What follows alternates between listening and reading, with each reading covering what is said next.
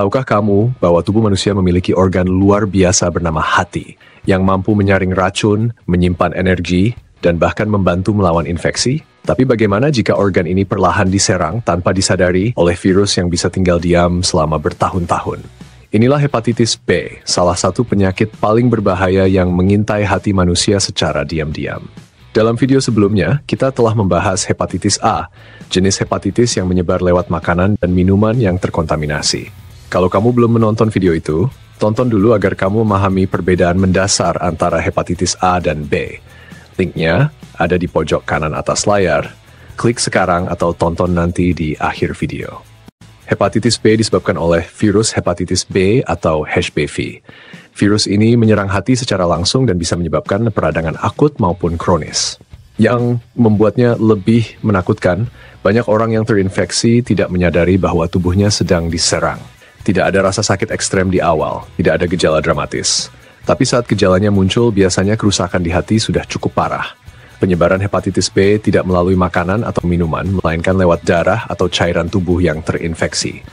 Contohnya lewat transfusi darah yang tidak aman, penggunaan jarum suntik bersama, hubungan seksual tanpa pengaman, bahkan dari ibu ke bayi saat proses kelahiran. Siapa yang paling berisiko? Siapa saja bisa terkena. Tapi data menunjukkan pria punya risiko lebih tinggi dibanding wanita. Ini bisa karena faktor perilaku, pekerjaan, atau tingkat paparan. Hepatitis B bukan penyakit baru. Sejak 1965, para ilmuwan telah menemukan komponen penting dari virus ini yang kemudian menjadi dasar terciptanya vaksin. Vaksin inilah yang sekarang menjadi tameng paling ampuh melawan virus ini. Dan ya, vaksin ini aman dan sangat efektif jika diberikan sejak dini. Apa gejala yang muncul? Banyak yang tidak sadar. Tapi kalau muncul, gejalanya bisa berupa mual, lelah luar biasa, demam, nyeri otot, urin berwarna gelap, dan kulit atau mata menguning. Jika dibiarkan, infeksi bisa menjadi kronis dan menyebabkan sirosis hati, kanker hati, bahkan kematian. Disinilah pentingnya deteksi dini dan vaksinasi.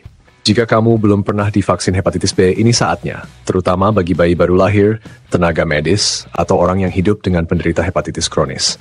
Untuk yang sudah terinfeksi, pengobatan bukan berarti sembuh total, tapi lebih ke pengendalian virus. Obat antivirus seperti entecavir atau tenofovir bisa membantu menurunkan jumlah virus dan memperlambat kerusakan hati. Selain itu, menjaga pola makan sehat juga krusial. Hindari alkohol, kurangi makanan tinggi lemak, dan perbanyak sayur serta buah. Kunyit, brokoli, dan teh hijau mengandung antioksidan tinggi yang bisa membantu kesehatan hati.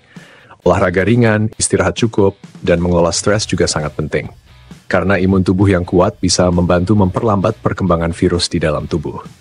Menurut WHO, lebih dari 2 miliar orang di dunia pernah terinfeksi hepatitis B, dan sekitar 250 juta diantaranya mengalami infeksi kronis. Di Indonesia, angka ini cukup tinggi, terutama di daerah dengan akses vaksinasi yang rendah. Ingat, karena banyak penderita tidak mengalami gejala apapun, mereka bisa menularkan virus tanpa tahu.